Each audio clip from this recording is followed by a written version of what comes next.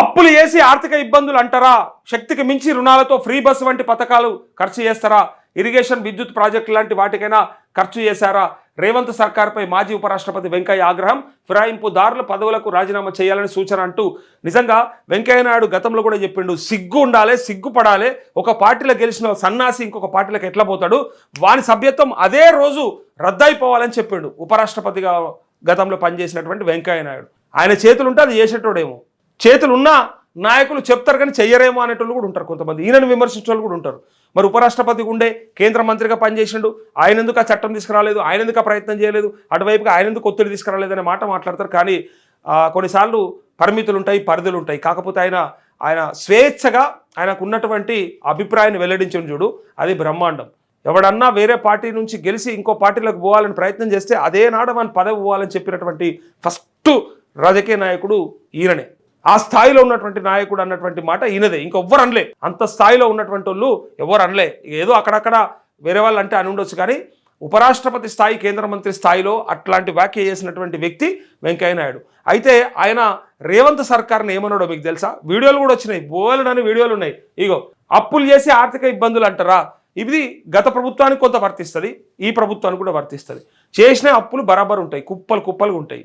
మనిషి ఒక్కొక్క నెత్తి మీద 3-4 లక్షల రూపాయలు మోపుతారు. అది కట్టేది మళ్ళీ మీరు ఎవ్వరు కట్టరు, కట్టేది మళ్ళీ ప్రజలే కట్టాలి. కానీ ఇక్కడ చూడండి, అప్పులు చేస్తారు మీరే, పథకాలు పెడతారు మీరే, తర్వాత మళ్ళీ పైసలు లేవని చెప్పి ఏడుస్తారు మీరే, దొంగ ఏడుపులు ఏడుస్తారు మీరే. ఇవాళ చూడండి, ఫ్రీ బస్ అని తెచ్చింది మీరే, ఉచిత కరెంట్ అని తెచ్చింది మీరే. ప్రజలు అడిగినరా మిమ్మల్ని? ఎక్కడన్నా ఎవరినన్నా గల్ల పట్టుకొని కానీ, లేకపోతే ఇట్లా షర్టు కాలర్ పట్టుకొని, అదే ఇంకా గల్ల పట్టుకొని కానీ, లేకపోతే మిమ్మల్ని పట్టుకొని దొరకబట్టుకొని అడిగిండ్రా ఎవడన్నా? మీ మెడ మీద కత్తి పెట్టి అడిగినరా? ఏమాయ మాకు ఫ్రీ కరెంటు ఇయ్యరా అని చెప్పి, ఏమాయ మాకు మరి ఫ్రీ బస్ ఇయ్యరా అని? మీరు మీ ఓట్ల కోసానికో లేకపోతే మీ స్ట్రాటజీతోనో మీ మేనిఫెస్టోలో పెట్టుకొని ప్రజలని ఏమార్చడానికి ప్రయత్నం చేస్తారు. ఒక్క కాంగ్రెస్ కాదు, బీజేపీ తీసుకో, బీఆర్ఎస్ తీసుకో.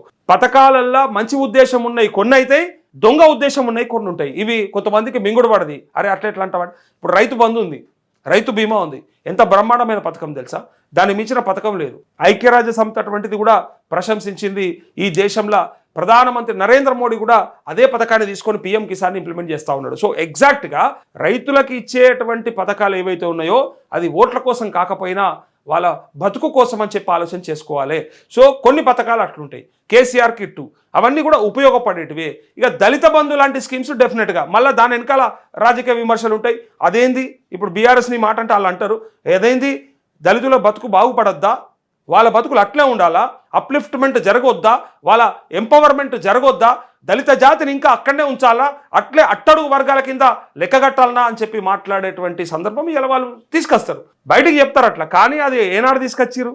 హుజురాబాదు ఉప ఎన్నిక సందర్భంగా వచ్చింది. దాన్ని బట్టి అర్థం కాదా?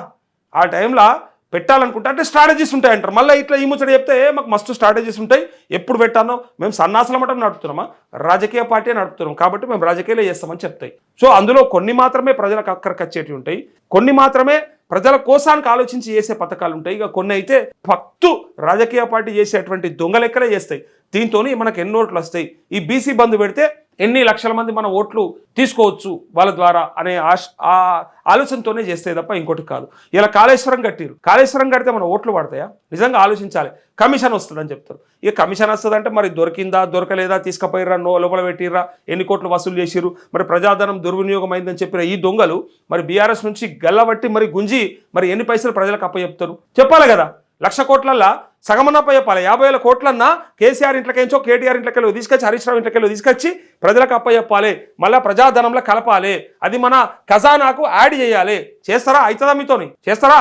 అందరూ దొంగలే. కాకపోతే వాళ్ళ మీద బట్ట కలిసి వీళ్ళు వేయాలి, వీళ్ళు వచ్చినాక వీళ్ళ మీద బట్ట కలిసి వాళ్ళు వేయాలి. వాళ్ళ ప్రభుత్వం ఎట్లా బాగుపడుతుందని చెప్పి వీళ్ళు ఖరాబ్ చేసిపోవాలి, వచ్చే ప్రభుత్వాన్ని ఎందుకు మనం ఆరాం ఉంచాలని చెప్పేసి వీళ్ళు నాశనం బట్టి పోవాలి. ఎక్కడికెంచి ఇది ఒక రేస్ నడుస్తూ ఉంది. ఇది అర్థం కాకనే ప్రజలు కొంత వీనికి వస్తేపు అభిమానిస్తారు, అయిపోయాక వానికి వస్తేపు అభిమానిస్తారు. అరే వీని కొట్టేస్తారు, వాని కొట్టేస్తారు, అంతా ఆగమాగం చేసుకుంటారు. మరి అన్న ఎవడు సక్కని పూస, ఎవడు శుద్ధ పూస, మరి ఎవరికి ఏమంటావంటే ఇక ఎవడు సక్కలేడు, ఉన్న దాంట్లో బెటర్ చూసుకోమంట. నా అటువంటి ఏం చెప్తారంటే అందరు దొంగలే ఉన్నారు, కొంత మంచి దొంగలు కూడా ఉంటారు. ఆ మంచి దొంగలకి ఏరి అంటే మన కోసం ఆలోచించే మంచి దొంగ. పెద్దోని కొట్టి పేదోనికి పెట్టేటోని వేయాలి తప్ప పేదోని కొట్టి పెద్దోనికి పెట్టేటోనికి మాత్రం వేయకూడదని నేను చెప్తా. ఇక్కడికెళ్ళి కొట్టుడు మాత్రం కామన్, కొట్టకుండా ఎవడు లేడు, ఏనో ఒక చోట ఆ కొట్టుడు మాత్రం బరాబర్ ఉంది. కాబట్టి చూసి ఎవరు ఎక్కడ కొడుతున్నారు ఎంత కొడుతున్నారో దాన్ని బట్టే తక్కువ కొట్టేటోని. పెద్ద గీత చిన్న గీత గంతే ఫరకు, పెద్దగా ఏం లేదు. చిన్న గీత పెద్ద గీత దాని మించింది ఏమున్నది. సో ఆ వెంకయ్య నాయుడు అన్నటువంటి మాటలు వినిపిస్తా నేను. ఆయన ఏమన్నాడు కూడా నిజంగా మనం వినాలి, కొన్ని గుర్తుపెట్టుకోవాలి. వెంకయ్య నాయుడు ఏమన్నాడంటే ఖచ్చితంగా వెంకయ్య నాయుడు అన్నటువంటి మాట వినిపిస్తా. ఉచితాలు పెట్టి కొంతమంది యాడన్నాడు ఎవరన్నారు నిజమా అని కొంతమంది తప్పని చెప్తారు. కాకపోతే నిజమేందో కూడా తెలుసుకోవాలి కదా. వేరే ఛానల్ అన్నారు కాబట్టి అది మనం డైరెక్ట్ ఓపెన్ చేయలేకపోయినా చూపెట్టలేకపోయినా ఆయన అన్నటువంటి మాటని డెఫినెట్గా మీకు వినిపించే ప్రయత్నం చేస్తాను నేను. దానికి కారణం కూడా ఆయన ఈ వ్యవస్థను చూసిన తర్వాత ఆయనకి చిర్రెత్తుకొచ్చింది, నచ్చట్లేదు. ఎటు తీసుకుపోతా ఉన్నారు, ఏం చేస్తూ ఉన్నారు, ఎంత నాశనం పడుతున్నారు అనే విషయాన్ని ఆయన ఉన్నది ఉన్నట్టుగా కుండబద్దలు కొట్టినట్టుగా అన్నాడు. చూపిస్తాను నేను. ఉచితాలు పెట్టి నాశనం చేస్తున్నారనే మాట ఆయన అన్నాడు. అది వేరే ఛానల్లో అన్నాడు, అందుకే ఓపెన్ చేసి చూపెట్టలేకపోతున్నా. జిల్లా పరిషత్తులో, మున్సిపాలిటీలో, చట్టసభల్లో సరైన భాష మారకుండా అసభ్య పదజాలం, దూషణ పర్వాలు, కుటుంబ సభ్యులు రేవంత్ రెడ్డి సర్కార్పై మాజీ ఉపరాష్ట్రపతి వెంకయ్య నాయుడు తీవ్ర అసంతృప్తి, ఆగ్రహం వ్యక్తం చేశారు. శక్తికి మించి అప్పులు చేసి ఇప్పుడు ఆర్థిక ఇబ్బందులు ఉన్నాయని చెప్తే ఎలా అన్నారు. అట్లే ఇంకా తను అన్నటువంటి మాట చూడండి. ఇంకా ఆయన చంద్రబాబు నాయుడు కూడా అన్నాడు చూడండి. ఇంకా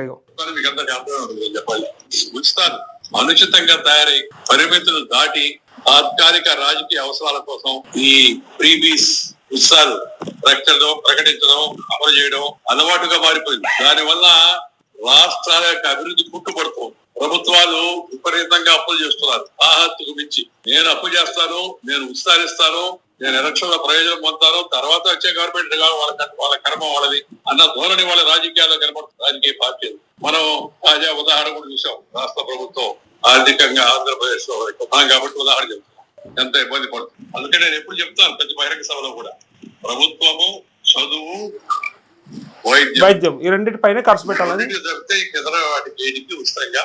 సో ఇప్పుడు ఆర్థిక ఇబ్బందులు ఉన్నాయని చెప్తే ఎలా అని ప్రశ్నించారు. నెల్లూరులో మంగళవారం మీడియాతో వెంకయ్య నాయుడు మాట్లాడుతూ రాజకీయ నేతల వ్యవహారం, ప్రభుత్వాల ప్రాధాన్యాలు, తప్పులు, పర్యవసనాలపై కీలక వ్యాఖ్యలు చేశారు. సంక్షేమ పథకాల తీరుతెన్నులను తప్పుపట్టారు. ఈ మేరకు ఆయన మాట్లాడిన వీడియో వైరల్గా మారింది.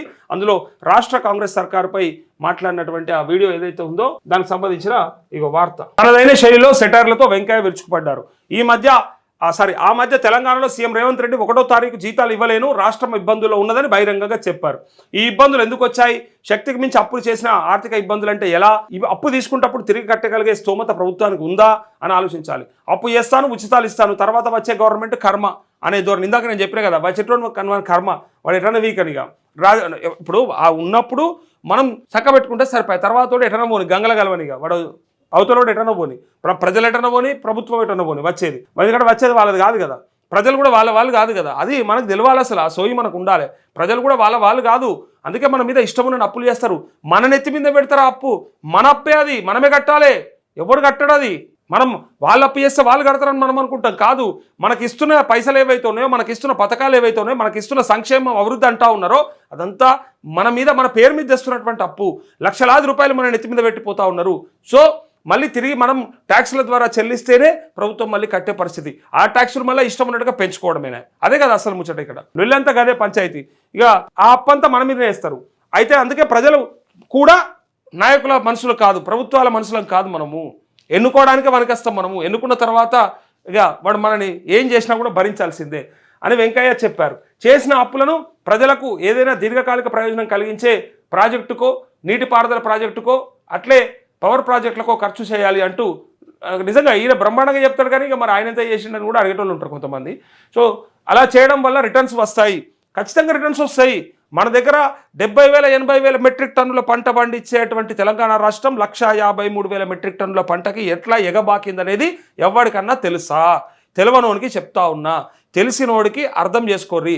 తెలవనోడికి కాళేశ్వరం నుంచి మనకు వస్తున్నటువంటి నీళ్లు ఏ జిల్లాలకి, ఏ నియోజకవర్గాలకి, ఎన్ని లక్షల ఎకరాలకి, మరి 40 లక్షల ఎకరాలకి నీరు అందిస్తున్నటువంటి కాళేశ్వరం ప్రాజెక్ట్ని అది ఉత్తదే, కూలిందే, కూలేశ్వరం అని మాట్లాడిన సన్నాసులకి ఏం చెప్పాలో చెప్పాలి. అయితే ఇక్కడ జనాకర్షక పథకాలకు మహిళలకు ఇంకా అదొకటి ఇప్పుడు కాదు నేను చెప్పేది, ఇంకా 10 ఏళ్ల తర్వాత బ్రహ్మాండమైనటువంటి ప్రాజెక్ట్ అవుతుంది మనకు. ఇలా మనము ఎస్ఆర్ఎస్పి గురించి, నాగార్జున సాగర్ గురించి ఎట్లా మాట్లాడుకుంటున్నాం, అట్లే భవిష్యత్తులో కాళేశ్వరం గురించి కూడా అట్లే మాట్లాడుకుంటాం. అది తమ్మిడి హట్టికెళ్ళి తెస్తుర్రా లేకపోతే మేడిగడ్డకెళ్ళి వస్తున్నాయి నీళ్లు, అది ప్రభుత్వ నిర్ణయము. కానీ మనకు మాత్రం ఎక్కడ లభ్యత ఎక్కువ ఉంటే, ఎక్కడైతే ఎక్కువ టీఎంసీలు తీసుకునే అవకాశం ఉందో అక్కడ కట్టి తీసుకొచ్చినామని చెప్పినప్పుడు మనం దాన్ని అనలైజ్ చేసుకోవాలి.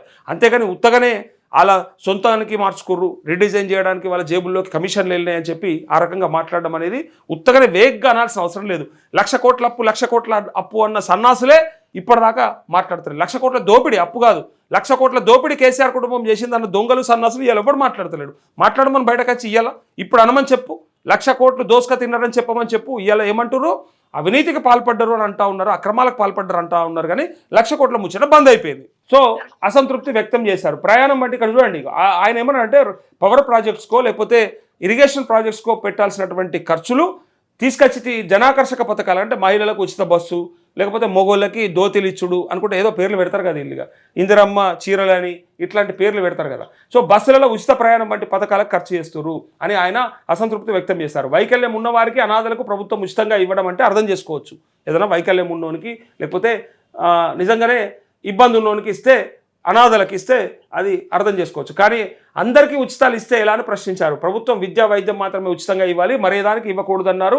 పార్టీ ఫిరాయించే ముందు ప్రతినిధులు తమ పదవులకు రాజీనామా చేయాలని ఆయన సూచించారు అంటూ ఎగ్జాక్ట్గా తనన్నటువంటి మాటనే మనం ఎన్నోసార్లు మన వేదికలో చెప్పినాం. దానికి కారణం కూడా రైతులకు కూడా రైతు బంధు ఇచ్చుడు, లేకపోతే రైతు భరోసా పేరు మీద రైతు రుణమాఫీ చేయడము, లేకపోతే ఇంకా రైతులకు కూడా మరి బీమా కట్టడం, ఇవన్నీ కూడా ఎందుకు అడిగినామంటే విద్యా వైద్యం చక్కగా లేవు కాబట్టి, దరిద్రంగా ఉన్నాయి కాబట్టి, ఆ రైతుల పిల్లలకి చదువు చెప్పియాలంటే సావుకు వస్తుంది కాబట్టి, ఇప్పుడు పెరిగినటువంటి ఫీజుల ఆధారంగా ప్రభుత్వ బడిలో సరిగ్గా విద్య లేదు కాబట్టి, వైద్యంకి వెళ్ళాలంటే లక్షలాది రూపాయలు ఖర్చు పెట్టుకొని చిన్న ట్రీట్మెంట్ కోసానికి వెచ్చించే పరిస్థితి దాపురించేది కాబట్టి, ఇలా అట్లాంటి ఇబ్బంది ఉండొద్దని ఆ పరిస్థితులకు వెళ్ళి బయటపడాలని చెప్పేసి రైతులకు కొంత ఆసరాగా ఇచ్చినటువంటి అమౌంట్ కొన్ని రోజులకి ఎట్లయినా వాళ్ళు కొంత డెవలప్ అవుతారు. ఆ తర్వాత దాన్ని పరిమితి విధించడం, లేకపోతే తగ్గించడం, లేకపోతే తీసేయడం ఏదైనా చేసేయచ్చు. ఆ ఇవ్వడం ఉద్దేశం కూడా మళ్ళీ ఇది సక్కలేదు కాబట్టి, రైతులు సస్తున్నారు కాబట్టి, అప్పుల పాలవుతున్నారు కాబట్టి. కానీ ఆ ఇచ్చేదాన్ని ఇలా విమర్శించాడు, 100 విమర్శిస్తాడు. అది ఇవ్వడానికి కారణం ఇవి సక్కలేవు, నువ్వు అవి సక్క చేసిన తర్వాత ఆ 2 కనుక కరెక్ట్గా ఇచ్చిన తర్వాత నువ్వు అన్నీ తీసేయి. మేము కూడా అంటా ఉన్నాం, రైతులే చెప్తారు నిజమే, మాకు విద్యా వైద్యం కనుక మా పిల్లలకు మాకు ఉచితంగా ఇస్తే మాకు ఈ పథకాలు ఎందుకు తీసి అవతల పడేసారని చెప్తారు. అదే రైతులు చెప్తారు. కావాలంటే తెలుసుకోండి, అడగండి.